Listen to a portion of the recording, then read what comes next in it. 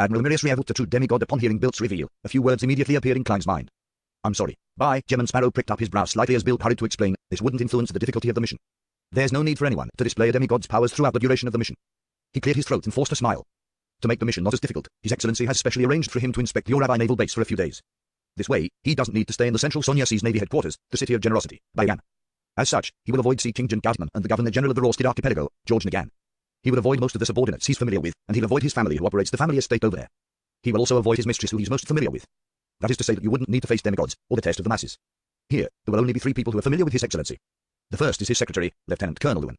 He belongs to MI9, and he's in charge of monitoring His Excellency.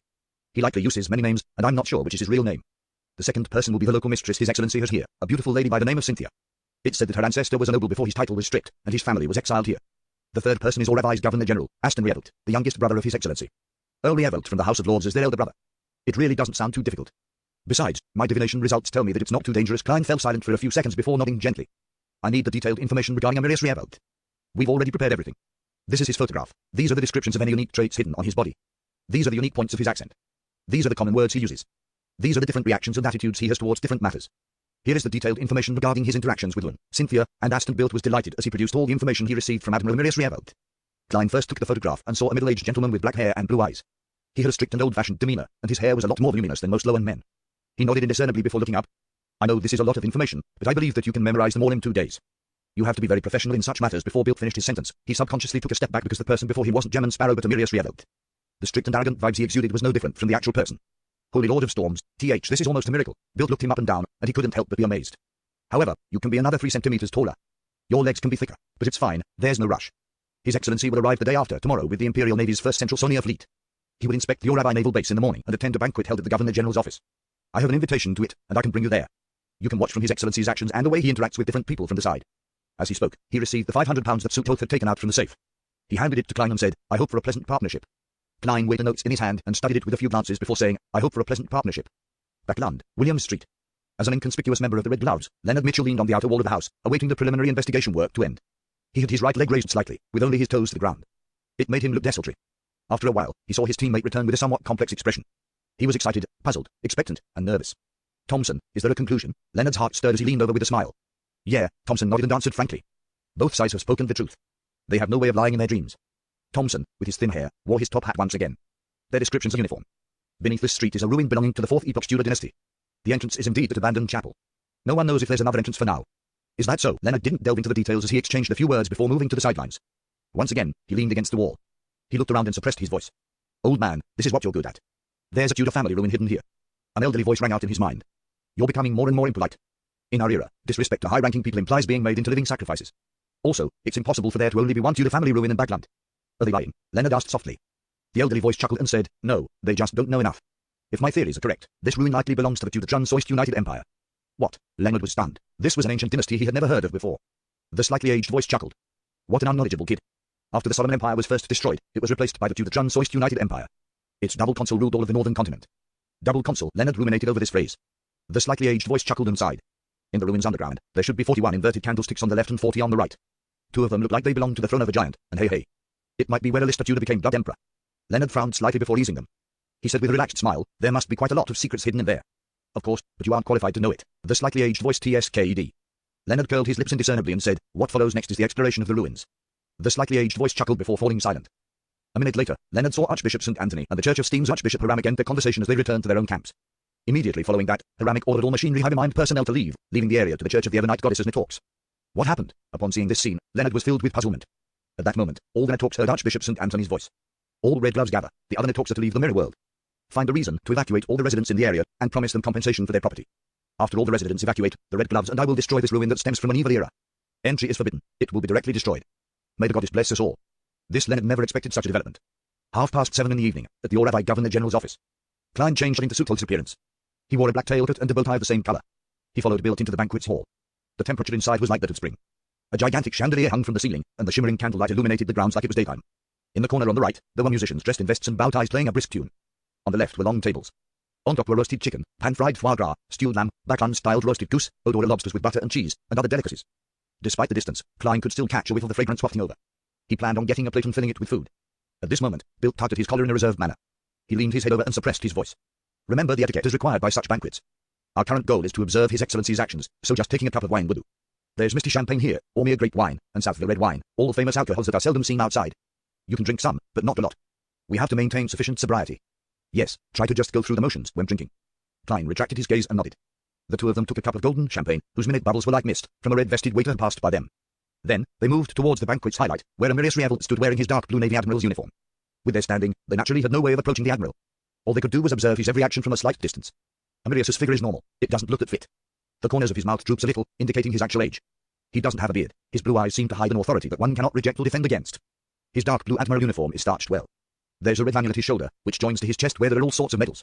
His sleeves have golden cuff links, accentuating his epaulets of the same color. His epaulets are split into 3 parts. From inside out, there's an embedded crown with rubies, the crossed scepter and sword. 4 stars made of diamonds. Klein began scrutinizing and used his faceless powers to memorize all the detailed characteristics of the Navy Admiral, as well as the attitude he used when talking to different people. During this process, he only took a sip of the misty champagne and didn't take note of its taste. After he had mostly gathered all the information, Klein exhaled and allowed his mind to rest. The great drain on his mind made him hungry. Hence, he placed the wine cup on the tray of a red-vested waiter, and he planned to get some food from the long table. At this moment, Bilt leaned over and said, His Excellency has given me the signal. We will be meeting him at an agreed location. Klein retracted his gaze from the roasted chicken and swept a cold glance at Bilt. Bilt shuddered as he hurriedly turned around, leading Gem and Sparrow from the floor-to-ceiling window and into the garden. After walking for nearly a minute in the secluded path, he paused and pointed at Klein's face. You can change into His Excellency's appearance. Just pretend that you're that tramp who looks like him. Klein nodded gently and extended his palm to wipe his face. He did so to conceal the disgusting tendrils and granules that might appear on his face while changing his appearance. By the time he lowered his palm, Bilt saw a middle-aged gentleman who looked somewhat like Amirius Rievel. Very good. Bilt took a few steps forward and came to the entrance of the sundry's room. He extended his hand and pushed open the unlocked door. Amirius Rievel was still wearing the eye-catching Admiral's uniform. His body was standing sideways to the door as he observed the garden outside by the window. At this moment, he turned his head and cast his gaze onto the person who resembled him. The indescribable pressure and might made Klein involuntarily lower his head. Amirius Rievel's gaze didn't stop there as it slowly moved to Bilt. He said, without any tinge of emotion, this isn't the tramp you mentioned before. He's a beyonder. Upon hearing Amirius Rievel's descriptive words which went to question, Bilt's forehead instantly broke out into a cold sweat. He turned again, hoping to explain himself, but finally, he plopped to his knees and said under the indescribable pressure, Admiral, Your Excellency. The tramp from before suddenly died of an illness. I had no choice but to find an adventurer who can shapeshift. At this moment in time, Klein wasn't too nervous.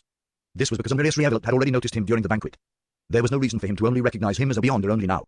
For him to agree to their meeting and not directly avoid the risk meant that he didn't mind who Bilt had hired. Not worried at all. This is the confidence of a demigod. Otherwise, his beyond the pathway is able to avert disaster ahead of time. Klein raised his head with great difficulty as he cast his gaze towards the Navy Admiral beside him. Quite strong, Amirius Rievel commented without an expression. He continued looking at the genuflecting Bilt and said, Do not try to use your under-the-table smarts in front of me. An ordinary person and a beyonder in this world are different, and I'm a follower of order, making me be able to be certain of this. Of course, it's identical to what's written in the information. This Admiral is inclined to expounding on certain things. I have to remember this point. This is a completely different style from me, and Gem and Sparrow. Klein retracted his gaze in thought as he cast it to the ground as if he was unable to withstand the pressure. Amirius Rievel took one step forward. Lying is the first mistake you committed. Not being cautious is the second. A tramp you spent a great deal of effort on to groom had suddenly died, and all of a sudden, an adventurer who can shapeshift appears in front of you. Don't you find it a coincidence? Yes, it's quite coincidental. Klein merely said the same thing. If not for his confirmation about the grey fog, he would have suspected if he was being set up by a legendary creature or a grade 0 sealed artifact. Bilt's pupils constricted as he snapped to his senses. He discovered that due to his horror and fear, all he thought about was to grasp at the final life-saving straw. He had lost the caution brought about from his experience, having not considered whether Gem and Sparrow's appearance was a coincidence or not. The tramp had suddenly died on the day he arrived at the Sweet Lemon Bar. The more Bilt thought about it, the more he felt as though he had fallen for some intricately planned trap. As Amirius Rievel watched Bilt's expression change with enlightenment and regret, he nodded gently and said, My father, the deceased Earl Rievel, once taught me this. He said to pardon the first mistake of a subordinate. Bilt, you should be thankful for his benevolence. Bilt's tense mood eased instantly as he felt extremely moved. He thought Amirius Rievel, who was closer to a god than man, would execute him on the spot, so as to warn all the adventurers who were under him. Who knew that he would choose to pardon him? Your Excellency, Bilt was momentarily unable to form a sentence. Amirius maintained his stern expression and said in a deep voice, There's a second half of the saying, that is punishment for their second mistake. Bilt. Do you know what you should do in the future? The genuflecting Bilt immediately straightened his back and pressed his right fist to his left chest. I'll be utmost loyal to you, Your Excellency. Amirius nodded and turned to Klein. What's your name? That depends on which identity you're asking about. Klein lampooned inwardly and calmly replied, Gem and Sparrow. Amirius Rievel suddenly fell silent for 2 seconds as the atmosphere in the sundry room seemed to freeze. Just as Klein couldn't help but feel uneasy, Amirius finally said, So it's you. Your Excellency, you sound as though you know me. I'm just an ordinary military informant. I only exchanged some bounty through you. I haven't even made any reimbursement claims. Klein silently mumbled as he felt less and less confident. Amirius nodded and said to Bilt and Klein, The plan will proceed as per normal. However, we need to sign a contract. A contract? Klein resisted the pressure with great difficulty as he raised his head to look at Amirius. Amirius didn't provide a further explanation. He lifted up the paper and pen he had long prepared from the windowsill and wrote something on it. Every time he made contact with his pen, a golden glow would emit. The solemnity and holiness made it seem like he was penning a law. Klein narrowed his eyes slowly as his vision turned blurry. He couldn't help but lower his head again. After an unknown period of time, Amirius stopped writing and picked up a piece of paper. He said to Klein, Sign your name at the end. If the conditions aren't satisfactory, you can choose not to sign. Do you think I have all lacked the guts to sign it? Klein lampooned as he watched Bilt stand up. He received the pen and paper and handed it to Klein. The conditions on the piece of paper were few and simple. Most of them restricted Gemmen Sparrow's actions when acting as Amirius Reavolt. It included, but wasn't limited to, voluntarily exposing any problems, not using his identity to engage in acts which were adversarial to Amirius, as well as not make any intimate contact with Miss Cynthia, etc. I thought such important figures wouldn't care about the chastity of their mistresses. This Admiral is indeed an old-fashioned man, however. I'm not such a person. Either. Klein hid his curiosity and asked as though it was an academic question. What if Miss Cynthia chooses to make intimate contact with me? In between the lines, he was saying that being too distant or resistant made it easier for Cynthia to notice a problem. He was asking how he should balance the act. It's fine, Amirius said without any expression. During the contract's validity, you will not have any desire or lack the ability to do it when facing her. You can do that. This contract is rather powerful apart from a contract with spirit world creatures. This is the first time I'm seeing other contracts. Furthermore, the former used the power of the underworld. This contract is only between two parties. Is this a demigod beyond the power of Admiral Amirius? The arbiter pathway. Klein shot a glance at the dates and discovered that it lasted 5 days. Is he confident that he will return within 5 days, or is his level only capable of implementing a contract for 5 days? Klein read the conditions once again before taking the fountain pen and wrote the name, Gemmen Sparrow. With the final character written, he saw the words on the piece of paper emit a golden glow as they condensed into a resplendent luster. Amidst the resplendent luster, the piece of paper rapidly dissipated and vanished, as though it had fused with the world's rules. An invisible and faint grey fog gently rippled around him as Klein clearly sensed layers of indescribable restrictions placed on him. These restrictions quickly melted into his body, temporarily becoming one with his spirit body and physical flesh. The grey fog can block out bad and good luck from external sources to a certain extent, but it's unable to screen the contract I signed that's right. If it can screen it, the contract with the messenger wouldn't have been valid. Klein gazed at Amirius Reavolt once again in enlightenment. The Admiral had already converged his might as he produced the dark gold charm in his palm. On it were the symbols and magical labels representing the Sword of Judgment. Its entire body was converged and somber, giving one the feeling that it was part of a codex. This is a high-level charm using my blood, a 4th epoch ancient codex, and the royal family's Great Zero sealed artifact, Amirius said calmly. Its name is Ninth Law. When it's injected with minute amounts of spirituality, it can produce a might that's similar to mine. This can be done even by ordinary people. Without it, you'll find it very difficult to pretend to be me. Indeed, the might I show in a disguised state is only superficial. It's fine fooling others usually, but once there's a need, a shock, and or any subordinate, that would be useless. Klein secretly heaved a sigh of relief. Amirius continued, with your present strength, you should be able to withstand its usage. Through it, you can indicate a necessary restriction on the target, making them be in an extremely disadvantageous state. This way, even if a demigod were to sound you out, you'll be able to scare him away. If no mishaps happen at the end of everything, and if you had no need to use it, then it will be yours to keep. It can be used for a year. Klein was first taken aback before he felt a strong sense of delight. He finally had another high-level charm. Ever since that time he used up the one which was created with the mutated sun sacred emblem. Although such an item had a time limitation and was single use, a proof was that it didn't have any negative side effects. Of course, the stringent requirements that were needed to create one made them very rare in number. As expected of a demigod, he's a lot more generous than Bilt, bribing a tramp and an adventurer at the pirate admiral level, of different in cost as Klein thought in happiness. He silently extended his palm and received the high-level charm named Ninth Law. Then, he saw Amirius remove his belt. After a brief silence, Klein kept his embarrassment in control as he took off his clothes without an expression on his face. Soon, he had switched clothes with Amirius and had donned the dark blue starched admiral's uniform. After watching Amirius and Bilt walk off through a secluded path in the garden, Klein calmly adjusted his buttons and turned to look at the glass window. Under the dark night and the crimson moonlight, the glass window was like a mirror. It vaguely reflected Klein's present looks. He had black hair which was neatly combed back, blue and profound eyes, slightly drooping cheeks, a beardless face, and an old-fashioned and stern demeanor, all while dressed in a dark blue attire with a lanyard, medals, and epaulets. Klein twitched the corners of his mouth as he silently said to himself, from this moment forth, I'm a Navy Admiral. As he touched the Ninth Law charm in his pocket, Klein adjusted his height and details regarding his appearance, making him look identical to Amirius Reavolt. He walked out from the sundry room by using another door and walked down a silent corridor, back into the Governor-General's office. On the way, waiters and maidservants would occasionally pass by him, but no one dared to look straight at him.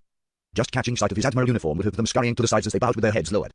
Any person of the same height could probably find his way into the banquet hall when donning these clothes. I have to say, acting as an important figure can be easier than acting like an ordinary person. Klein continued, looking straight as he maintained his somber attitude. He walked towards a path paved with black brick in an unhurried fashion. He soon heard beautiful and melodic music as elegant wall lamps were burning with gas, illuminating the dark environment. Just as Klein approached the break room, he saw a room open. A middle-aged man had been waiting there as he walked over. The man had black hair and blue eyes. His facial features somewhat resembled Amirius, but his forehead was higher and his earbags were puffy. The corners of his mouth didn't droop. He was none other than Amirius Reavolt's youngest brother, Aston Reavolt. This gentleman had once served in the Navy, and he had been promoted to colonel after rendering meritorious services in the southern continent's colonies. Later, he got sick of his military career, and together with political balance, he agreed to a switching career and became the Governor-General. In the 5 to 6 years he was in Orabai, due to the importance placed on the island's location and resources, he pushed for the Reavolt family to mass purchase farmland and estates, allowing him to own plenty of property. This wasn't completely obtained through his powers either. Aston and the Reavolt family had paid a sufficient price, and they even took loans with the bank. It wasn't like the Belém East Coast where land belonging to the Fisak people were forcefully bought at extremely low prices. Of course, if he wasn't Governor-General, then Orabai and his elder brother wouldn't be the highest commander of the Central Sonia Seas Navy, and the Reavolt family wouldn't have so easily convinced their targets to sell such excellent farmland and estates. Here comes the test. Klein calmly approached and stopped in front of Aston Reavolt. Aston looked around and asked in a deep voice, have you decided on that matter? What matter? Klein first felt blank before he recalled an introduction in the information he received. If Aston requests for a private chat or asks for an answer to a certain matter, tell him that an answer will be given to him when departing from Orabai. Admiral Amirius really anticipated this. I just need to watch my attitude and tone. Yes, I also need to use the unique terms and pronunciations used by lower aristocrats. Klein gently nodded and sternly said, wait a few more days. The answer will be given to you when departing from Orabai. Aston didn't raise any doubts as he chuckled.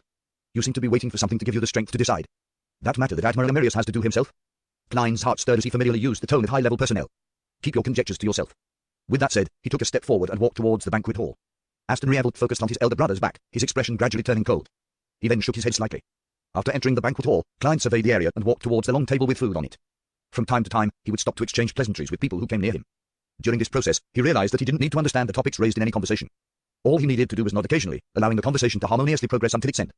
Indeed, the status of an important figure makes certain aspects of acting easy, but correspondingly, there are certain matters that can be difficult. Klein tore through one obstacle after another before finally arriving at the long table. He casually picked up a plate and told himself that Admiral Emirius liked fish, beef, and lobster, while disliking chicken and goose. Therefore, he avoided food like the roasted chicken and Bacon-styled roasted goose. He picked up some beef, fried dragon bone fish, and Odora lobster with butter and cheese. As the metallic containers had their bottoms lined with asbestos, with red-hot charcoal burning under it or steaming hot water, all of the food maintained an appropriate temperature. Klein nearly broke down, destroying his persona when he took the first bite.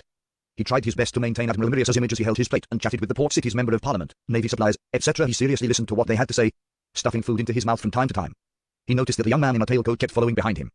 He had neat, blonde hair that he combed backward. He had a receding hairline with light blue eyes. He looked handsome and gentlemanly. Identical to the picture, Emirius's secretary, Lewin Klein controlled himself and didn't size him up. He wanted to fill his stomach before the end of the banquet. Once out of the Governor-General's office, Klein boarded the carriage which was guarded by bodyguards. He sat beside the wine cabinet. The blonde secretary, Lewin, followed him in. As his leather boots stepped onto the thick, soft carpet, he silently inched towards a spot opposite Klein. He sat there, but he only occupied a third of the seat. The carriage began moving as Lewin took out a stack of documents from the black briefcase he carried. Your Excellency, this is the Oravi Naval Base's ledger for the year 1349. Klein extended his hand over and casually browsed through a few pages. What? A pound for a roll of toilet paper. The naval base's bathroom was renovated 20 times a year. Klein did some simple math and discovered all sorts of ridiculous line items. Isn't accounting such as this way too simple and obvious? I can even give them classes and specially teach them how to make claims. Klein seriously considered the attitude he should show. From his point of view, the greatest difficulty in disguising as Emirius was to fool Lewin. This wasn't to say that Governor-General Aston and Miss Cynthia weren't as familiar with Admiral Emirius as his secretary. It was just that, as his younger brother, Aston might help his brother conceal the matter if he discovered something amiss after being given a hint. Similarly, as his mistress, Cynthia would be inclined to help conceal the matter for the Admiral as his dependent. Of course, the possibility that Cynthia was a spy couldn't be eliminated.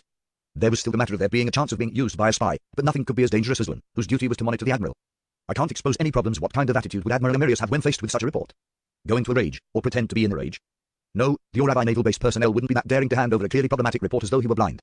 They must have a certain level of confidence and a tacit understanding between them as the information didn't mention this. Klein could only make a judgment based on his experience. Furthermore, he could confirm that either the Oravi Naval Base's report was beyond Admiral Emirius's expectations or was determined to be of little importance. Just based on the schedule, it was something that could easily be dealt with. Regardless of the possibilities, I have to use the attitude that a person of high standing will usually employ. That is to not indicate my stance. Klein closed the documents and handed it back to the blonde secretary, Lewin. He said expressionlessly, put it on my desk. In between the lines, this sentence meant, I'll look through it carefully. To others, it would mean something different based on their standpoints. If the Oravi Naval Base had done it without warning, this meant that the Admiral was somewhat dissatisfied and was awaiting an explanation. If the two had reached a tacit, mutual understanding on the matter, it meant that Admiral Emirius wished to obtain more favorable benefits in the matter. As for whether it would offend anyone, Klein didn't care.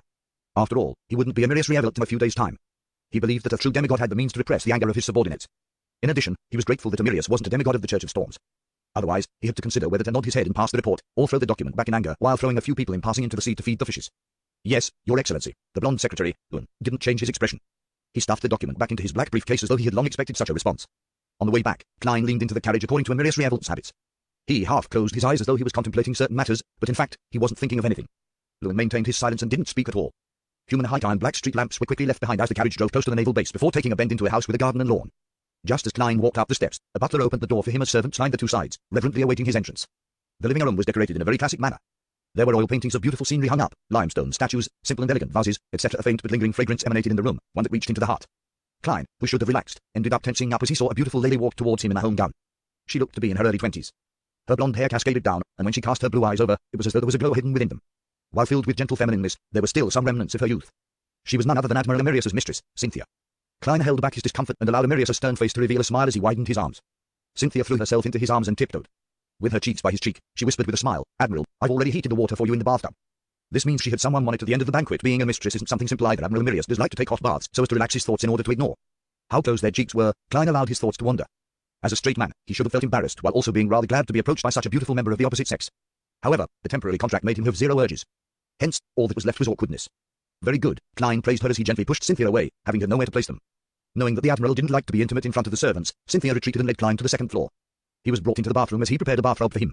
After doing all of this, Cynthia instructed the servants not to come to the second floor unless they heard the bell ring. Then, she returned to the bedroom, took off all her clothes and changed into a nightgown made of silk. Her nightgown revealed plenty of her chest. It was an alluring snow white, and deep in her cleavage was a special necklace pendant. It was like a miniaturized black rhinoceros horn about the length of a finger segment. Cynthia took off the necklace and stuffed it under her pillow. Amidst her blushing and hesitation, she left the bedroom and came outside the bathroom where the Admiral was bathing.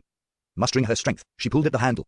Creak, her hand paused. She realized that the bathroom's door had been locked from the inside at some point in time. With a blank look, Cynthia instinctively yanked at it again. Creak, creak, the bathroom's door didn't budge an inch. The bathroom was partitioned inside. The emanating steam covered the entire bathtub. Apart from his head, Klein's entire body was soaked in the hot water. He lay there in such great comfort that he didn't even wish to move his toes. What a beautiful night, if only there was no Cynthia outside. I still have to deal with her later. Klein sighed as he considered what excuse to use to avoid being intimate with her. In accordance with Admiral Mirius Rievelt's traits, he decided to first use work as an excuse. After that would be the excuse of him not feeling well, him losing the ability to have sex, him needing some time to digest any medicine he had just taken, and how he had suddenly realized his true sexual orientation, making him find curly-haired baboons extremely attractive. As for whether this would damage the Admiral's image, Klein didn't feel the slightest bit of pressure. As long as he prevented Cynthia from suspecting that he was a fake Mirius Rievelt, he would have perfectly completed his mission. The subsequent explanations for those excuses and how he finds an excuse to explain his recovery would all be Admiral Mirius's problem. What has that got to do with me, Gemman Sparrow? And what does Gemman Sparrow's ruined reputation have to do with me, Sherlock Moriarty? Klein stood up in satisfaction as he walked out to the dry partition while dropping wet. He got a bath towel and dried himself. After changing into a hanging bathrobe, Klein inhaled silently as though he had unlocked a major enemy in his quest. He opened the door to the bathroom. Seeing the corridor empty, with only the light from the wall lamps on both sides illuminating the darkness, Klein felt slightly relieved and was no longer as tensed. This is almost the same feeling as challenging a pirate admiral. As he mumbled, he realized the serious problem. He had no idea which of the rooms was the master bedroom or study. Regardless, I have to inform Cynthia, otherwise, it would make Admiral Mirius appear strange. Klein recalled the layout of similar houses in an attempt to accurately find the master bedroom. At this moment, the door to the room diagonally across him creaked open. Cynthia, who was draped in a silk nightgown, walked over. Her blonde hair appeared wet and messy as they cascaded down. There were even a few strands of hair fluttering in front of her blue eyes and bright red lips. It hid the glow in her eyes as her lips were somewhat closed. She appeared extremely alluring under the dim environment. The neckline of the silk nightgown was very open, as snow whiteness and the deep cleavage was reflected in Klein's eyes. Klein nearly raised his head to look at the ceiling to avoid the intense stimulation. Calm down, calm down. You are a Mirius Rievelt. Besides, you've seen a half-naked demoness before. Compared to an ailment maiden, this lady's charms are clearly insufficient. Wait, why am I thinking about demonesses? Who knows if they were formerly men or women? Klein maintained his gaze as he sized her up and down with a teasing tone. In that instant, he could sense the primal desire, but there was no response from his nether regions. This is the result of the temporary contract. In fact, Admiral Mirius didn't need to go through the trouble. Even if I have the urge, I'll be able to control myself. What kind of situation haven't I encountered before? Yes, Cynthia is a little different from what the records say. Isn't it said that she became Mirius's mistress about 1 to 2 years ago?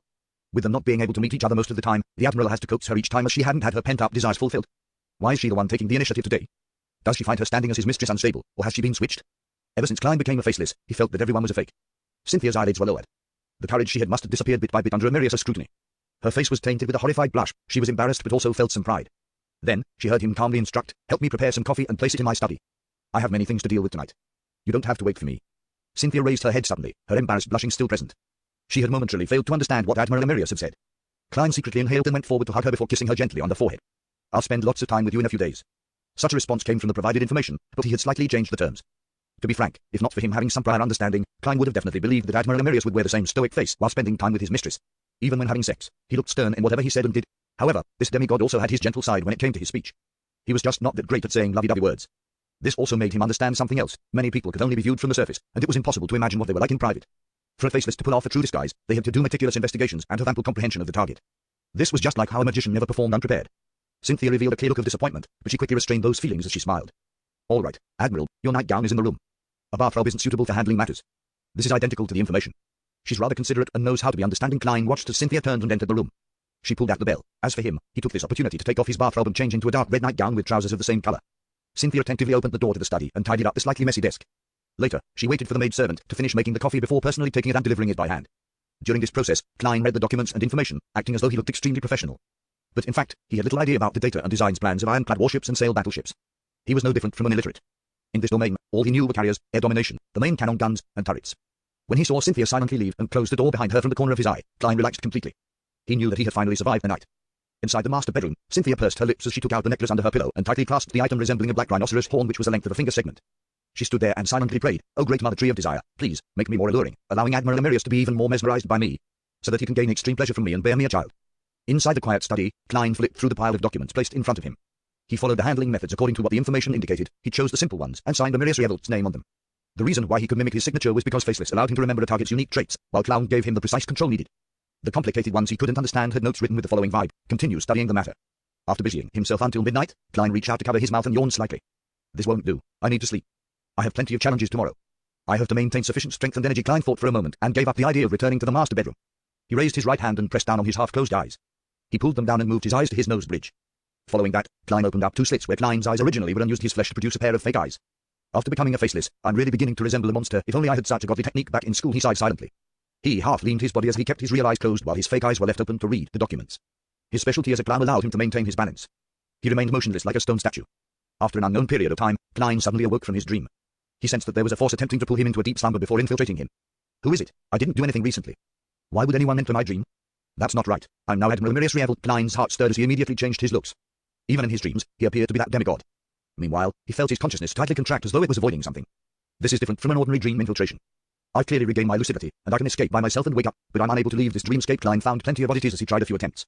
He knew very well that he was sleeping, and he could sense and control his body outside the dream, but no matter what he did, he was unable to wake up. Right on the heels of that, he saw a blurry white gas form an indiscernible figure. Klein narrowed his eyes slightly as he tore through the dream with his psyche, allowing his real body to move silently. Then, he put his palm into his pocket to touch the ninth law charm. At that moment, the blurry figure calmly said, "Do not participate in the matter regarding Aston. This is a warning." Quite impressive to warn a demigod what is Aston and the others thinking of doing. Klein thought for a moment and emanated his spirituality, allowing the ninth law charm to produce a deep sense of dominance. Then, he imitated it and produced the same feeling in his dream. He said with a deep voice, "Who are you? Who do you represent?" The blurry figure was taken aback before he said with a laughing sigh, "As expected of Law Weaver Amirius. You actually managed to maintain your lucidity in such a situation."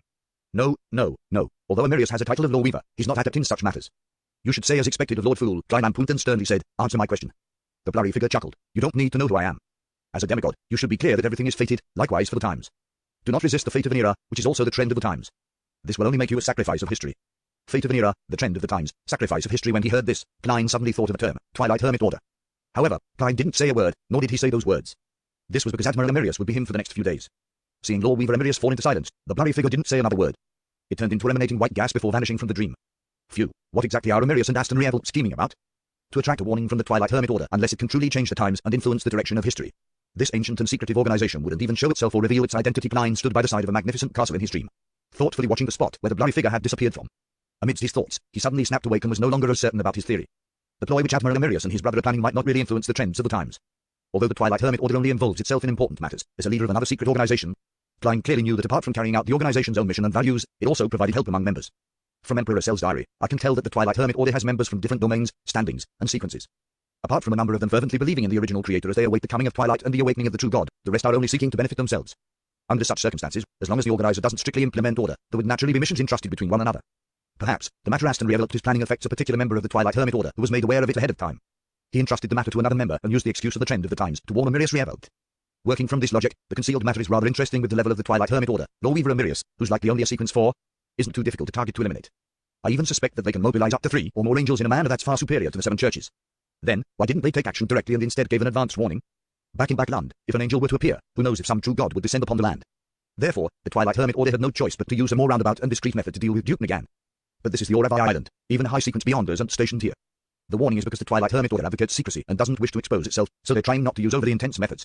Or is it the case that the member who assigned the mission doesn't wish to see Amirius killed?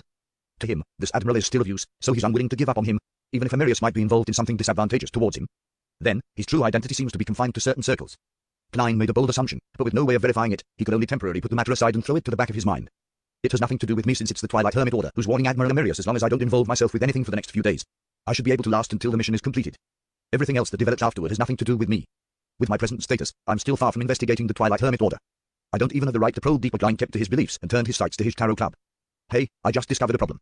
Other secret organizations have their own names and values at their core, while mixing in the aid that members provide each other. As for our tarot club, it's more impressive. There are only missions given to each other, without any aims or values. No, there are aims and values among some of the members. For example, my dear Moon believes that this is an organization born to save the world. The fool Klein gave a self-deprecating laugh before exiting the dreamscape. He rubbed away the fake eyes and moved his real eyes back to their original position in a very fluid motion when he suddenly paused. That wasn't a simple dream infiltration. Klein frowned slightly as he recalled what had happened. That was because the power had first attempted to pull him into a deep slumber. Back then, I had already fallen asleep, so why would he do so? Captain Wam said that a nightmare can directly see a dream, so it's impossible to commit such a mistake. Therefore, the visitor hadn't used the beyond the powers of a nightmare. But something else. He located me via the spirit world. Or after he knew my location, he used the sea of collective subconscious, as described by Mam Dali, to directly influence my beyond the powers. Yes, I'm more inclined to the second reason. That's the only thing that can explain why I couldn't escape my dream despite having regained lucidity. It's recorded in Emperor Russell's diary that during his participation in the suspected Twilight Hermit Order, his entry into the gathering was based on a realistic dreamscape that encompassed the entire continent. A realistic dreamscape. Klein nodded and chuckled silently with a sigh. Admiral Amirius definitely didn't expect the Twilight Hermit Order's warning. It's only because he hired me. If it were anyone else, the stand-in would have already been exposed. That 9th law charm was well worth it. City of Silver, inside the spire, in the room belonging to Chief Kaliniliad. Derek Berg, who had been summoned, saw the grizzled, scarred demon hunter once again as he felt uneasy. After he finished his greetings, Colin sized him up and asked, "You've advanced?" "Yes, I'm already a Sequence 7 Soldier High Priest." Derek had long registered his advancement, so there was no need to hide the matter. Colin's light blue eyes, which had seen the vicissitudes of time, moved away as he casually asked, "Do you have the subsequent potion formulas?" The past Derek would have directly answered no, but the present him was used to thinking over it before answering. If I say no, my subsequent advancement with the lack of experience to support it will definitely make me suspicious. But if I were to answer yes, Chief might ask me to use it to exchange for items so as to nurture more sun pathway beyonders. This will no doubt prove that I'm lying as Derek's mind raced. He answered sincerely, no. From his point of view, experience could be forged. Colin nodded as if nothing was out of the ordinary. In about 2 months, we'll arrange an exploration mission for you. The team will secure the route and ruins we found with the help of Jack before we make a second clearing.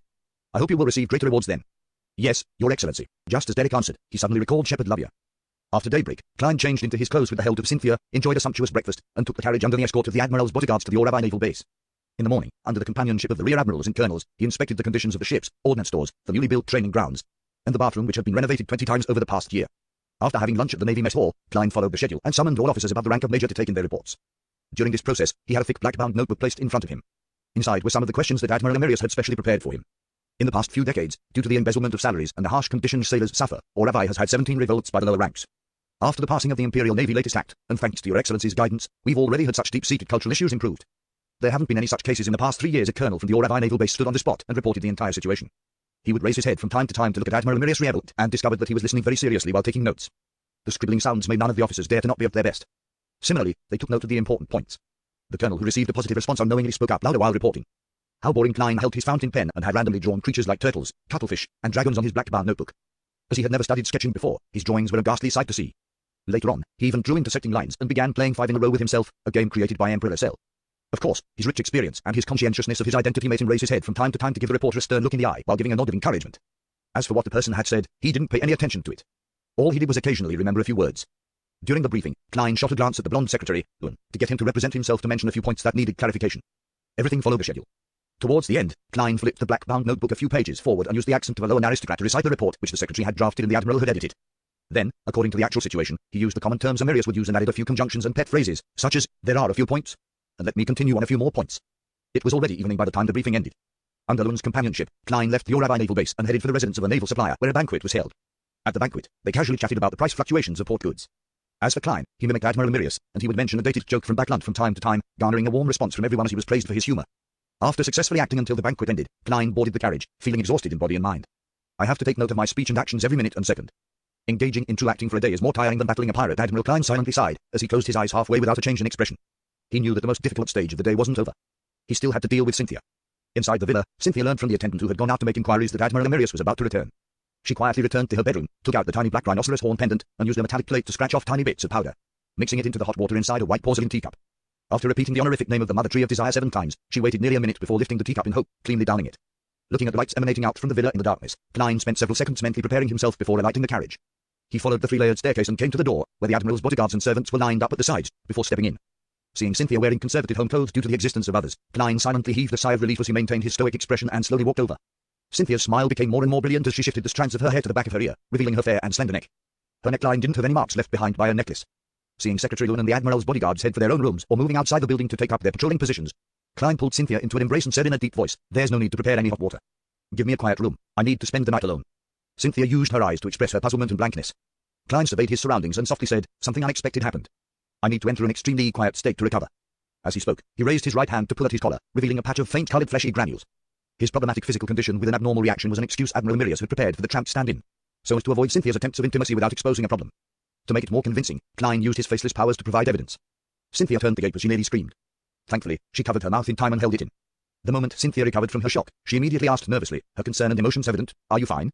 Do you need to see a doctor?" "No, this is the price needed for powerful strength. I'll recover given 2 to 3 days of solitude." Klein had already found the excuse needed for the future. "Oh, okay." Cynthia hurriedly helped Klein up to the 2nd floor and led him into the quietest room. As for the master bedroom, she had already lit some scented candles and scattered some faint-smelling extract, so she didn't offer him some. Seeing the door close, Klein slowly exhaled. He changed out of his Admiral's uniform and lied down in satisfaction. Not far away in the master bedroom, the worried and disappointed Cynthia was soaking herself in hot water before sleeping. She looked at the ceiling with an unfocused gaze as she couldn't help but recall the exhortations of her parents from a few days ago. They wanted her to charm Admiral Emerius and hopefully be impregnated with his child.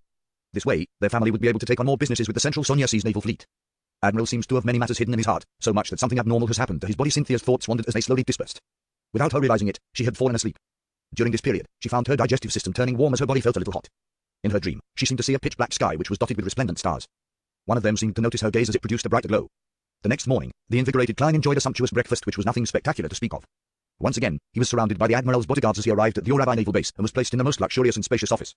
According to Admiral Mirius's habits, he would spend some alone time every 2 or 3 days to study and master his beyond the powers to a deeper extent and produce more effective techniques.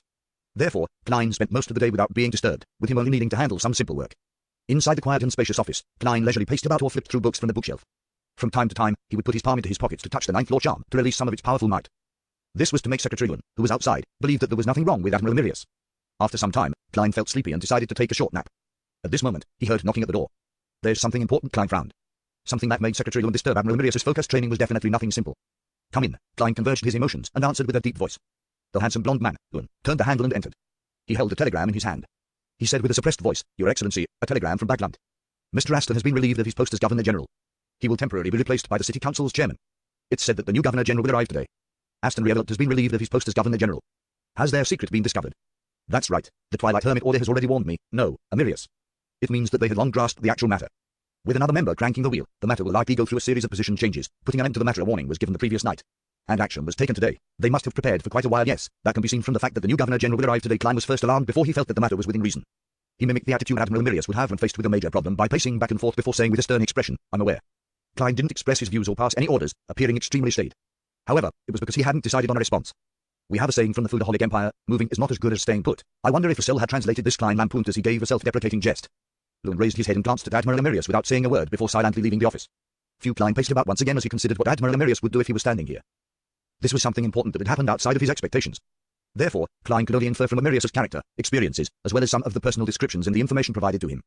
He's a conservative person. Even while he was a mid and low sequence beyonder and was on all kinds of different ships, he very rarely took risks. He believes himself to be a low aristocrat who values family, children, and emotions. He's a gentleman who's of good bearing and garners the affection of women. This point is open to debate.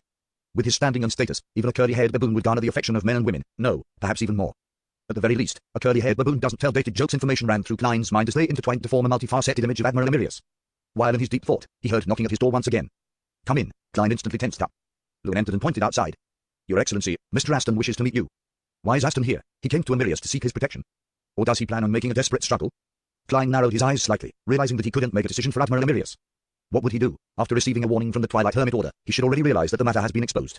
The target was long prepared, so with his conservative nature, it can be imagined that his decision would be. However, he greatly values family. He even provided some of Aston Reevelt's interesting tidbits. It's not hard to tell that there's the concern and love for his younger brother in this matter. He doesn't like cannabis and tobacco. Drinking is just for socializing purposes. Apart from being a little caught up with beautiful women, there's nothing seriously wrong with him.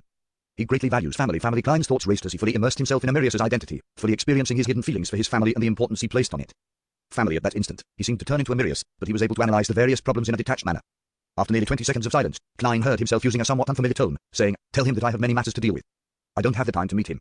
Also, buy him a ticket back to Bagland. Lewin seemed to have expected it as he retracted his gaze and replied, as though everything was normal. Yes, Your Excellency. As he watched Lewin leave the office to find Aston Reevelt outside, Klein gently sighed like a real Mirius Reevelt. He knew that Mirius would have made the same choice if he had returned early. This was family, something he valued greatly. With their scheme completely exposed, there was no way Mirius would have exhausted his last chip on a bet and place his family at risk of destruction. As long as he didn't participate in it, and as long as he's still a demigod, the Reevelt family wouldn't suffer any overly serious damage even if he isn't able to remain as the highest commander of Central Sonia Sea. And to get his secretary to buy his tickets for him made it clear that Mirius still treated Aston as his brother. It was a warning to others not to harm him before they figured out what was happening.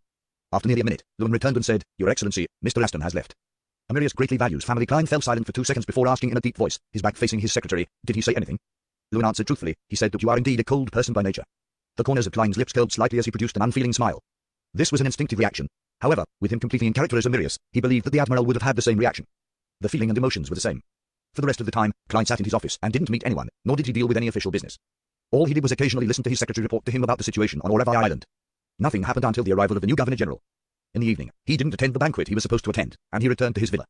As he saw Cynthia walk towards him, he hugged her. Then, he calmly said, Aston has been relieved of his post as Governor-General. All his sighs and pain seemed to be condensed into that seemingly emotionless sentence. I heard about it. It should be fine, right? Cynthia asked anxiously. Klein closed his eyes and didn't mention it again. All he did was give soft, terse reply. That sentence was the most obvious expression of his emotions as a stern, old-fashioned, and conservative high-ranking man. Cynthia could vaguely sense the deep pain and helplessness inside Admiral Mirius's heart. Without speaking further, she hugged him tightly and used her company to calm his mood. After a simple dinner, Klein took a hot bath and entered the quietest guest room once again. He got into bed and stared at the ceiling in a daze. Klein knew that with him having fully immersed himself in the character of Admiral Mirius, Mirius's helplessness towards fate and the pain he needed to hide had resonated with his past experiences. If I hadn't figured out the concept of getting into character and being detached, then I might have lost myself. Hey, this is like some actors in my past life. They get too into character and are unable to detach themselves from it, causing them to suffer from mental problems and to beyond their mental problems might end up magnified as Klein wallowed in his gloom. He got to learn what kind of person he was. I never expected that a Navy Admiral who enjoys a high standing, a demigod saint, would still be faced with such helpless and painful experiences. Strength can bring abundance, but it's not a solution to everything. Everyone wears masks, and this is the truest side of a demigod. Klein watched as the crimson moonlight turned brighter, dyeing all the furniture in the room red. At that moment, through the resonating feelings with Admiral Mirius's experience and the contrasting differences, as well as the experience from his previous acting, Klein established a more multifaceted and realistic image of Mirius. He also gained a clearer picture of his blurry self. A person who's very sentimental, a person from Earth, but to a certain extent, a person who has been reconstructed into a new person because of the fusion with Klein were at his memory fragments. A person who didn't spend too much time with when it talks, but has had that period of time deeply influence his actions and choices. A person who tries to play safe and is afraid of danger, but is able to change his mind at the critical moment. A person who truly wants to skiv, eat delicious food, travel, and enjoy life, but he has no choice but to be busy with more important matters. A person who likes beautiful women, but he doesn't give himself up to pleasure to keep to his principles. A person who loves money, but is willing to spend large sums of money for his siblings. A person who hides his pain inside while showing a smile to others. A person who's used to lampooning inwardly but appears gentlemanly on the surface. A person who can overcome his psychological traumas but never crosses his bottom line.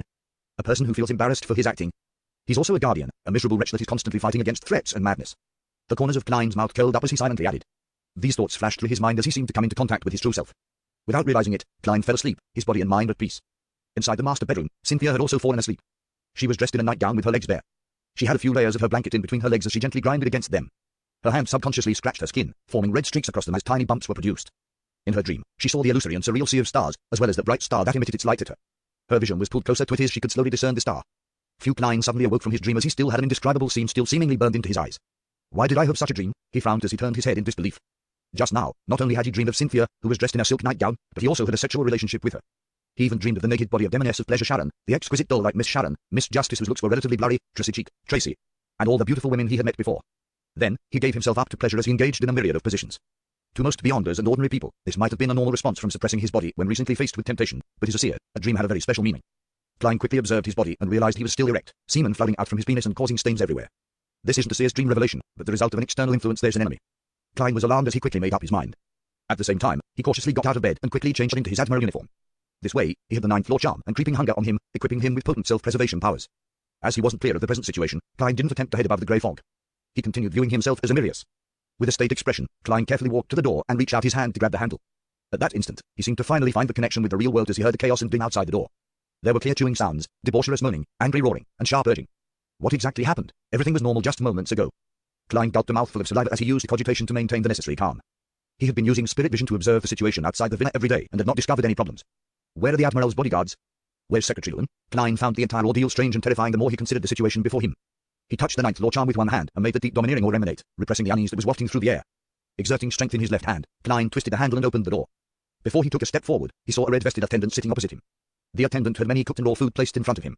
There was steak, mutton, dragon bone fish, and Oravai lobster. At this moment, the attendant picked up a huge fish that seemed to have just stopped struggling, raised his head, and smiled at Klein with a turbid look. Admiral, I have always envied your food. His stomach was different from before. It was bloated as though he was 7 or 8 months pregnant. Just as he said that, the attendant raised his arms and bit into the raw dragon bone fish, forcefully ripping out a piece of thick flesh. Fresh red blood dribbled from the corners of his mouth as his chewing sounds sent a chill down Klein's back. The attendant hurriedly gulped as he swallowed the food in his mouth. His bloated stomach trembled as though he would blow up at any moment. This is the instinctive reaction to restrict one's appetite. Klein observed the attendant carefully, and for some reason, he recalled the tramp stand-in who had died of a sudden illness due to gorging. He didn't spend too much time thinking or making attempts to rescue the attendant who was ravenously consuming the food. This was because he knew that nothing would be effective unless he resolved the matter at its roots. Klein moved his feet and followed his spiritual intuition's guidance, carefully walking towards the master bedroom. At the door, there were 2 maidservants. One of them was sitting on the other as she bent her back, strangling the other by the neck. Wearing a beaming smile, she shook the maidservant beneath her as she hurriedly urged her, quickly praise me. Quickly praise me. She desires acknowledgement. Klein frowned and took a few steps closer, grabbing onto the collar of the maidservant at the very top. He threw the maidservant to the other side of the wall, slamming her to the wall with a force strong enough to make anyone faint. However, this didn't prevent the maidservant from getting to her feet. The maidservant at the bottom kept yawning without opening her eyes. Even though her neck was being wrangled, she appeared as though she hadn't had enough sleep.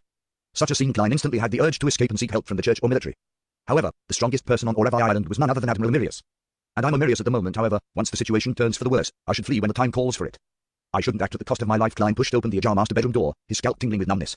The first thing he heard behind the door was pleasurable moaning that gave itself up to one's primal instincts. Following that, a smell that made his heart race and sent blood gushing to his nether regions inundated his olfactory senses. In addition, there was an eclectic mix of all sorts of bodily fluids. The scene of indulging pleasure couldn't help but surface in Klein's mind. Right on the heels of that, Klein saw the blonde secretary, Lewin. He stood by the door, looking inside with an overlooking and cold manner. His arrogance was extremely real. Upon sensing someone enter, he turned his head and discovered it was Admiral Mirius. His expression and gaze didn't change, as though he was looking at an ordinary, unimportant person. This secretary is usually very reverent, but he's actually such a prideful person. Klein originally wanted to question Lewin, who seemed to possess some reason, but he saw him shift his gaze to look into the middle of the master bedroom from the height. He only looked normal. Klein traced Lewin's gaze and discovered a fair body that was 3 meters tall in the middle of the master bedroom. It had brownish-green lumps growing on its surface that resembled tree warts. Some parts were cracked open, revealing organs that resembled flowers. It had the bodyguards and the male attendants gathered around it as they either stood or knelt, prostrating or floating as they mated with those organs, letting out deep grunting sounds. The other bodyguards and maidservants of varying numbers were scattered across the carpet, enjoying each other's bodies to their heart's content. In addition, tree warts and flowers grew from the tall, fair body, as well as brown branches that extended out as they participated in every promiscuous act of pleasure with the people present. What kind of monster is this? Klein had his knowledge of mysticism overturned once again. He lowered his left palm and prepared for battle. At this moment, the terrifying body which towered 3 meters tall turned her head over. It was a female. She had blonde hair and blue eyes. She had a high nose bridge and plump lips. She was none other than the beautiful Cynthia with hints of her youthfulness. As the tree branches danced while the flowers opened, Cynthia looked down at Klein with flushed cheeks as she said with hints of embarrassment, "Admiral, I want to have a child with you." Upon seeing Cynthia's huge fair body with tree warts and flowers growing on it as though she was a tree, as well as hearing her shy, reluctant request, Klein couldn't help but shudder as his hair stood on end. Such a scene exceeded a horror conceivable by human imagination. He had never encountered something like this even in his dreams. If he were himself back when facing Meadows and Tingen, Klein definitely would have been affected by such a scene. He would have temporarily lost his ability to react due to the horror and panic, but after experiencing so much, he was an experienced beyonder in the true sense of the word. In the moment that Cynthia's words entered his ears, the glove on his left hand had already changed colors. It had turned black, emitting a noble and sinister feeling. This meant that Klein had activated creeping hunger and had switched to Wormtongue Mertha's soul, giving him the powers of a baron of corruption. At that instant, he distorted Cynthia's words, turning "Admiral, I want to have a child with you" to "Admiral, I only wish to have a child with you." This way, Klein believed that the bodyguards and male attendants around the tree-like monster would be pushed away, far away by Cynthia, after having her will distorted, giving them a chance for a breather. As for whether he would expose himself as a fake Admiral Mirius, he didn't care. At this moment, anyone who was still bothered about whether the true acting would be successful would definitely be someone with a serious case of obsessive-compulsive disorder. And he clearly wasn't. In addition, in an environment with all sorts of desires being magnified to the limit, Klein suspected that the others who had been influenced weren't paying attention to the battle or the actual situation. The Baron of Corruption's distortion power was activated silently, but Klein was appalled to discover that nothing changed with Cynthia or the men's actions. They weren't affected at all. "I've already used distortion. The mutated Cynthia is able to directly resist such an influence." Klein's pupils constricted as he hurriedly jumped to the side. A brown tree branch sprouted out from where he was standing as a sticky flower bloomed at its tip. The flower was abnormally large. As it bloomed, it seemed like it was about to swallow a person whole. Although Klein had never seen cannibalistic flowers in the southern continent's rainforests, he didn't believe that they were any less terrifying or ridiculous as the one before him. Pa, pa, pa. Similar branches drilled out from the walls, floor, and ceiling as they chased after Klein with their moist flowers. During this process, the flowers bit down on Secretary Lewin's head, as well as the bodyguards, male attendants, and maidservants who were gyrating in pleasure on the surrounding carpet. At this moment, having learned the lesson that his distortion powers would be resisted, Klein didn't hesitate to pull out his right hand, a dark gold high-level charm clasped tightly in his palm. Ninth law. He originally didn't plan on using the charm so quickly. It wasn't because he couldn't bear to use it, but he wished to engage in a longer battle to determine what Cynthia was good at after mutating into a monster. Only then could he target her weaknesses. After all, the ninth law was unable to make a general prohibition, and the clause had to be sufficiently specific. For example, it couldn't make beyonder powers ineffective in the area, but it could specify the nullification of a specific beyonder power. To use it to its fullest, he needed to observe carefully and make sound judgment. However, the present situation was forcing Klein to use his trump card. Otherwise, he suspected that he had no means of damaging this tree-like monster. If the ninth law charm isn't able to create an environment that allows me to kill the monster, I'll have to immediately escape from the villa with its help. I will lead Cynthia outside and find a chance to pray. I'll use the sea god scepter above the grey fog to bombard it with attacks.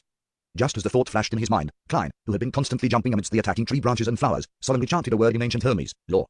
As the activation incantation resounded, the dark gold charm in Klein's palm instantly turned ice cold. It was a coldness that seemed to make one lose any emotions. At that instant, Klein reached an extremely calm state. In the moment he threw out the ninth law charm, his thoughts rapidly surfaced as he considered what to prohibit.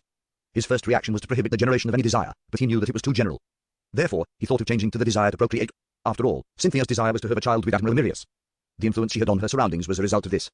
Just as the ninth law charm was flying in midair, turning into bits of dark gold beams of light that scattered into the surroundings, Klein suddenly thought of a problem. Cynthia was only an ordinary person prior to this. This is a certain fact. Over the past 3 nights, Klein had used spirit vision, divination, and other methods to repeatedly confirm that Cynthia wasn't a beyonder. Similarly, she would have long been discovered by Admiral Mirius, who could distinguish between ordinary people and beyonders. Therefore, her sudden transformation into a mutated monster was a problem he needed to pay close attention to. Could it be like Meadows? She became a vessel of an evil god's descent through some form of ritual. No, if there's a ritual, it's impossible for me not to discover it. My spiritual intuition would have warned me not to activate my spirit vision and not look straight at Cynthia. It's some item or trait on her body that has an external force projected on her. Therefore, there weren't any problems the previous 2 nights until she suddenly mutated today regardless. The terror from her comes from somewhere else and not her body. Klein quickly made a judgment in 2 seconds. Without any hesitation, he seized the opportunity and said in a solemn tone, "This place is prohibited from having any interaction with the outside world." The ancient Hermes words, which were filled with mystery, instantly spread out as the dark golden light scattered everywhere and intertwined with the countless law-like symbols and magic labels before merging into the void. Hum. There was suddenly a light hum in Klein's ears as he seemed to see the formless light filled with desire get expelled out of the room. Immediately following that, an illusory and resplendent starry star appeared before his eyes. They were points of bright stars. Pa, pa. Klein's eyes burst. His fluid, a mixture of blood and plasma, gushed out horrendously. Although he had used the ninth law charm to isolate any external influence, the level of the power was extremely high. Just a normal level of recoil was enough to penetrate the natural protection of the high-level charm and burst his eyes. This damage came abruptly and without any warning signs. Klein didn't even have the chance to use paper figurine substitutes, just like Nimblewright Master Osago from back then. If not for the ninth law charm, his eyes might not have been the only things that burst. He might have turned into a monster just like Cynthia. Meanwhile, the tree like Cynthia came to a stop as her body began crumbling, turning into flesh and blood with brownish-green warts. The surrounding bodyguards and male attendants dropped to the ground, unconscious. Cynthia's head was embedded in the blob of flesh as she muttered to herself, "Admiral, I want to have a child with you. Admiral, I want to have a child with you." She tried hard to extend the remaining tree branches on the ceiling and walls, binding Klein, who was still in a dazed state as a result of the recoil, and she pulled him towards herself. The moment Klein recovered a little, he immediately began struggling desperately. Despite his attempts to snap his fingers to light the fire or switch the powers of creeping hunger, he failed because his hands and arms were bound tightly. With the help of his clown powers, he saw the brownish-green warts approach. Stirred, Klein changed his appearance, turning his appearance from Admiral Mirius to Gem and Sparrow, a Gem and Sparrow with bleeding eyes. The binding tree branches paused as they mysteriously released their hold. They began flailing everywhere as though in an attempt to grab at something. Cynthia's head was filled with disappointment and confusion as she muttered, "Admiral, where did you go? Admiral, where did you go?" Without the external force to continue the resistance, she finally only had the thoughts of having a child with Mirius thanks to the Baron of Corruption's distortion. This made her release Gem and Sparrow. Klein flipped to his feet and covered his eyes with his right hand and pulled downwards abruptly, moving the horrendous wound towards his left shoulder. As his left shoulder became mangled, creeping hunger was tainted with a pure and resplendent glow. Klein looked at Cynthia's head in the pile of flesh and blood with pity as he spread out his arms. A holy flame which swirled around the pillar of pure light descended from the sky, enveloping the monster that had been reduced to flesh and blood. Amidst the holy beam of light, having already lost its support from the external power, the tree warts and flesh rapidly disintegrated. It was like snow meeting a red-hot metal ball. Amidst an indescribable sizzling sound, Cynthia's face winced as abnormal agony showed itself on her face.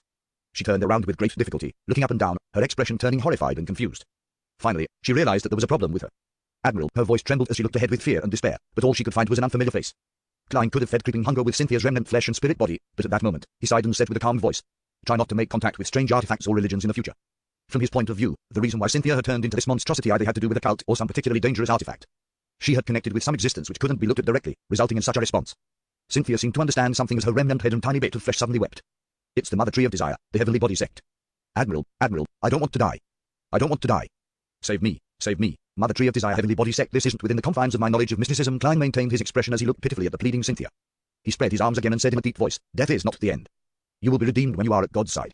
Another pure beam of light landed as Cynthia's beautiful, weeping face completely fixed in place. Her eyes widened in despair, but there was the remnant hope of being sent to heaven after death. Under the sun's radiance, her brain and remnant flesh melted away at a discernible pace. By vanishing, it had obtained its final rite of cleansing. Klein looked silently at this scene without any expression or movement. After everything calmed down, he curled the corner of his lips and chuckled, finding it hard to hide his sorrow. This is really a crazy and chaotic world. He didn't dare to channel Cynthia's spirit after what had happened. The many oddities had made him abandon the thought of bringing Cynthia's spirit body above the grey fog to inquire, faced with the irremovable evil and the ever-worsening corruption. He could only choose to have Cynthia be cleansed. After all, in this world with true gods, there might exist a heaven after death. As for creeping hunger's backlash, Klein was temporarily not concerned. After spending a long time with it, this mystical item which had been sealed to a certain extent had adjusted to him. It didn't need to be fed after every use. It had been restored to its original state. Once it was activated, it just needed to eat once in a 24-hour period, regardless of how many times it was used. Of course, there was no need for it to be fed on the day it wasn't used. Therefore, Klein had plenty of time to seek out food for creeping hunger without harming the innocent. If the worst comes to the worst, I can throw it above the grey fog. Klein surveyed his surroundings, and he realized that the bodyguards and the male and female attendants in the room had shaken off the influence of their magnified desires, and they had fallen unconscious. This included the maidservant who was strangling her companion in a bid to obtain her approval and praise, as well as blonde secretary, Lewin. Indeed, once the problem is resolved at its root, everything will come to an end. According to Admiral Mirius's description, Lewin is at least a sequence 6 beyonder, and he's suspected to be a baron of corruption. He might have secretly reached sequence 5 even he was so easily controlled by his magnified desires, which means that the power that descended with the help of Cynthia is extremely potent. But why did I only have a wet dream? Ignoring my mystical items, Lewin and I should be at the same level. Is it because a portion of the grey fog's power, when mixed with reality, provided me with help? Is it because of the restriction from Admiral Mirius's temporary contract? Or could it be a mix of both? Yes, if it wasn't because of these factors, as Cynthia's primary target, my desire towards sex would definitely be magnified. This wouldn't just be me having a romantic dream. Klein habitually reached out with his right hand to cover his face as he changed once again back into a Mirius Revel's appearance. As the lives of the others went temporarily under threat, he carefully observed the room when his spiritual perception was suddenly triggered. Taking a few steps forward, Klein came to where Cynthia had vanished. He bent down and picked up a necklace from a pile of torn clothes on the bed. A pendant that was the length of a finger segment hung from the necklace. It was completely black in color and looked like a miniaturized rhinoceros horn. Its surface was full and covered in cracks. Apart from exuding evil, there were no lustrous spirituality activity. This is the dangerous item that caused Cynthia to mutate. As it had connected to the existence which couldn't be looked at directly, it had completed its mission, allowing all its powers to be injected into Cynthia's body. Klein made a preliminary conjecture based on the pendant's situation and from his past experience. He checked the area and found nothing. Hence, he pulled out a paper figurine and dealt with the traces left behind. He dispelled the prohibition from the charm before walking towards Secretary Lewin, who still had some signs of corruption due to temporarily being devoured by the flowers. He raised his knee and kicked him a few times with the tip of his shoe. With a Mirius's character, it's unlikely that he would crouch down to shake his secretary awake. Hey, this fellow's arrogant way of looking down on others sure is irritating. I really want to beat him up. Klein paused as he watched sternly as Lewin gradually woke up. Your Excellency, Lewin was in a momentary daze, as though he couldn't tell dream from reality. As a high-ranking superior, I'm under no obligation to explain. Klein looked down at him and said in a deep voice, wake up all the likely injured people. Get a number of them to treat the remaining people, while the others are to investigate the heavenly body sect on Orevi Island. They worship an evil god named Mother Tree of Desire. Start the investigation with the people around Cynthia. I'll be waiting in the study for the report. With that said, he held the cracked rhinoceros horn pendant and turned to leave the master bedroom before entering the unaffected silent study. As an important member of the military, although he was somewhat helpless when faced with the kingdom's upper echelons, he needed to choose to ignore certain matters. An example was the telegram which relieved Aston from his post as Governor-General and the arrival of the new Governor-General. This meant that the new Governor-General had departed ahead of time, yet is the highest-ranking commander of the Central Sonia Seas Navy, Amirius Rievel, to not receive the news at all. However, on Orabai Island, to Secretary Lewin and the local police system and naval base personnel, he still held absolute authority. He didn't need to do the investigations himself, as he had plenty of people at his disposal. A demigod only needed to be wary against any accidents and await news. There was no need to busy themselves. Inside the study, as Klein heard the chaotic sound of footsteps and horrified screams, questioning, and exchanges, he couldn't help but have the starry sky and the bright, lustrous star surface in his mind. What does it represent? Klein frowned and sat in the armchair behind the desk. His figure sank into the darkness brought about by the curtains. He soon made certain connections. Due to the legends from the City of Silver and Emlyn White's description of the Sanguines situation, he confirmed that the moon pathway controlled a portion of the authority over reproduction and proliferation. This coincided with Cynthia's intentions and actions. A starry sky Mr. Dor informed Emperor Sel that the goddess's corresponding tarot card is the star and not the moon. Could it be that this illusory starry sky represents her? Yes, the primordial moon is suspected to be a particular deity, angel, or high-level devil's alternate identity. The goddess has the honorific name of Crimson Moon. Could she be the one passing herself off as the primordial moon and occupying the corresponding spot so as to control the required authority?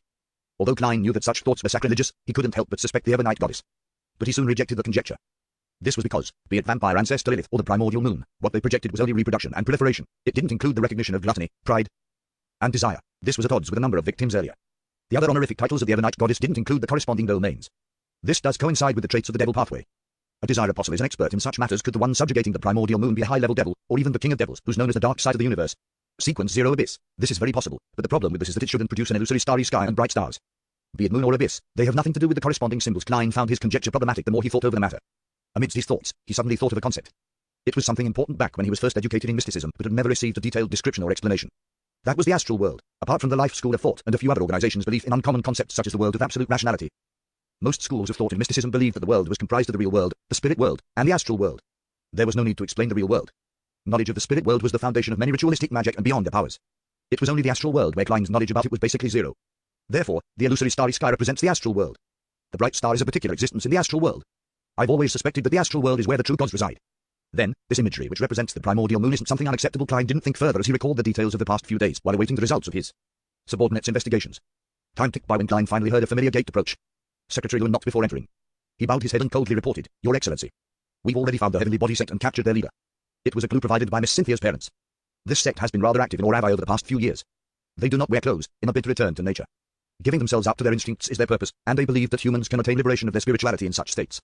Reproduction of the next generation is a subsidiary product of this belief." After pausing for a moment, Lewin added, "Their leader is a Beyonder, a Sequence 8 lunatic." Lunatic? A lunatic from the prisoner pathway?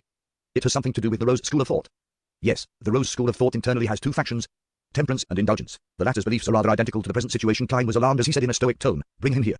The leader of the naturism sect was named Flight Ken, a man in his 30s. His thin face had brown whiskers, and there were evil-looking tattoos on his neck.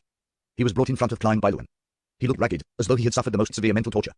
"Your Excellency, while he was being captured, he kept exchanging his intelligence for strength, and he's on the brink of a mental collapse." Lewin reported the facts, ignoring the possibility that Admiral Amirius could tell the exact details. That's perfect. Klein had been previously worried that, as a lunatic, Flight Ken would refuse to answer his questions while under the mental pressure. That way, he had to take the risk of being suspected of dismissing his subordinates and attempting a spirit channeling. As he looked coldly at Flight Ken, Klein's left hand wore a golden luster under the cover of the desk. He had switched creeping hunger to the interrogator's soul. And interrogator happened to be Sequence 7 of Admiral Amirius's arbiter pathway. Deep in Klein's eyes, two indistinct flashes of lightning appeared as they overlapped with Flight Ken's figure. Psychic piercing was poised for attack. However, Klein didn't directly use the Beyonder power, as it was only at the level of the Sequence 7. Once he used it in front of Lewin, he would immediately expose himself to the blonde secretary. With the pressure provided by psychic piercing on Flight Ken's spirit body, Klein sat there like the real Admiral Amirius as he said in a deep voice, "Do you know Cynthia?" As he spoke, he raised his right hand high and dangled the black miniature rhinoceros horn from his palm. What is its use? The dispirited Flight Ken trembled as he felt as if a dagger was being held to his psyche, capable of penetrating him at any moment. He couldn't help but lower his head as he stammered, "Yes, I know her. Cynthia, Miss Cynthia wished to have a child with Your Excellency, a child with Beyonder powers. She was introduced to me by her parents. It's a proliferation necklace created with the bestowment of the goddess's aura. By consuming its powder and wearing it for prolonged periods of time, it will be able to make Your Excellency unable to resist her." Klein listened in silence as he was half convinced by Flight Ken's explanation. However, he still had his doubts. He believed that it was partially Cynthia's goal. This beautiful lady did wish to have a child with Admiral Amirius, either by her own will or from the urging of others. This could be seen from her persistence even after she mutated. Although the Lower Kingdom's aristocrats didn't like or even discriminated against their illegitimate children, it was situational. A child who had successfully inherited their father's Beyonder characteristics would similarly be given importance. Those ancient families who knew many secrets viewed this with importance, and the Rievel family was one of those families. Furthermore, Admiral Amirius is a stern and old-fashioned man on the surface, but he's someone who treasures his relationships. Even an illegitimate child would receive his love and of importance attached. This might be the real reason why Cynthia was eager to have his child. Klein sighed inwardly. The doubt towards Flight Ken's answer was concentrated on the true effects of the proliferation necklace, as well as the possibility of the naturism sect deliberate misleading of Cynthia. As he strengthened the pressure brought about by psychic piercing, Klein silently stared into Flight Ken's eyes until he could no longer take it and bowed his head again. What other uses does this necklace have? Klein shook the cracked pendant. His tone was calm, as though he knew every secret. His questions were only to obtain the final confirmation. An indescribable pressure inundated Flight Ken, who was already on the brink of a mental collapse. He plopped to the ground and shouted nearly hysterically, "I can corrupt you." As long as Cynthia consumed the powder ground from it and sincerely chanted Mother Tree of Desire's honorific name, or any man who has sex with her unsuccessfully has a child would be corrupted. That will make you become a believer of the Mother Tree of Desire. To become her, blessed. So that's how it is. Klein instantly understood the entire story, and he was no longer puzzled by the mutation that happened that very night. The Naturism sect's goal is to use Cynthia and the proliferation necklace, which looks like an ordinary object, to corrupt Admiral Amirius, making this important military figure of the Lowen Kingdom become the Mother Tree of Desire's devout believer. He can then help their sect develop and provide them protection. The key to the success of this method is that it's sufficiently concealed and normal. It is in no way directly connected to terms like potency, strike, and terrifying. Therefore, after 3 rejections from me, Cynthia was unable to expel the corruptive forces in the proliferation necklace's powder from her body. She gradually reached her limit and finally connected with the Mother Tree of Desire and ended up with what seemed like a sudden mutation. Therefore, the monster after the mutation wasn't able to pose any threat to the real Admiral Amirius. Even my usage of the 9th floor charm easily resolved the matter. This is because this wasn't the outcome the Naturism sect wished to have. They wished to have Admiral Amirius be secretly corrupted and not have a conflict with the demigod. Klein silently looked at the secretary Lewin. Lewin had also gained a rough understanding of the entire situation. He immediately lowered his head and said in a deep voice, "Your Excellency, it was our oversight. We only monitored Miss Cynthia and the servants here without expanding the monitoring to their friends and family. I'm willing to accept any punishment for this, even if you send me to be court-martialed." How would the real Admiral reply? Klein once again immersed himself in the character of Amirius, experiencing his recent pain, helplessness, grief, and anger. He maintained his seating posture and sternly said, "We shall leave this for later." The hidden meaning behind this sentence meant, "I'll decide based on your upcoming performance." Lewin was taken aback for a second, seemingly finding the Admiral's mild punishment unbelievable. Klein half closed his eyes and said in a deep voice, "My father, the deceased Earl Reedolt, once taught me this. He said to pardon the first mistake of a subordinate. Lewin, you, as well as the other bodyguards, should be thankful for his benevolence." Lewin's gaze shimmered as he drew a silent breath. He was no longer as calm, as he rather earnestly said, "Your benevolence is admirable. I pledge my utmost loyalty to you, apart from my principles, God, and kingdom." The pride in you is extremely exaggerated. Klein didn't believe him as he said, seemingly calm, "There's a second half of the saying, that is punish them for their second mistake." Lewin nodded, unsurprised at that. Klein cast his gaze back to Flight Ken, who was slumped on the ground. He pressed without a change in expression, "Who instigated you to do this?" From his point of view, Flight Ken's answer was likely that they had planned it. After coming into contact with Cynthia and learning of her requests and knowing who her lover was, the Naturism sect boldly had the idea of corrupting the naval admiral, Amirius. Flight looked left and right somewhat neurotically as he apprehensively said, "It was the Mother Tree of Desire. She instigated me to do it in my dream. In the beginning, I only wanted to lend Cynthia the proliferation necklace and for her to wear it. I never planned on her consumption of the powder. Instigated by the Mother Tree of Desire? This is almost equivalent to a revelation." Klein nearly frowned. Although Admiral Amirius is an important figure of the Lowen military and the highest-ranking commander of the Central Sonia Sea, making his standing and power rather tremendous, it shouldn't be important enough to have an evil goddess set her sights on him. However, I'm not an evil god. I have no way of comprehending their thought process. Perhaps the corruption of Amirius is for subsequent plans. Yes, I can't eliminate the possibility that Flight Ken is lying. I'll have to confirm it later. Klein thought before sternly asking, "When did you have this dream?" Flight forced a smile filled with fear and said, "It was night time on the 4th of February, last Friday.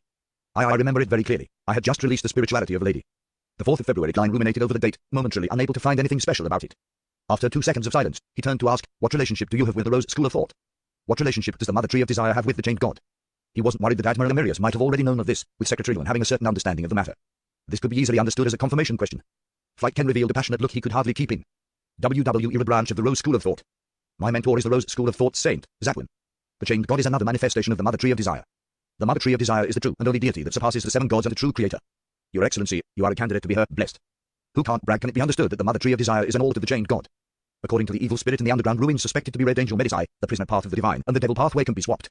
Therefore, it's no surprise that the Rose School of Thought's Chained God can magnify the various desires of creatures. They have the temperance and indulgence factions internally. This matches the situation." Klein thought as he turned his head to Lewin and said, "Go out for a while." He planned on questioning Flight Ken on whether he had done anything evil, and if he were suitable to be creeping Hunger's meal. "Yes, Your Excellency." Lewin didn't ask why as he briskly walked out the study and closed the door behind him.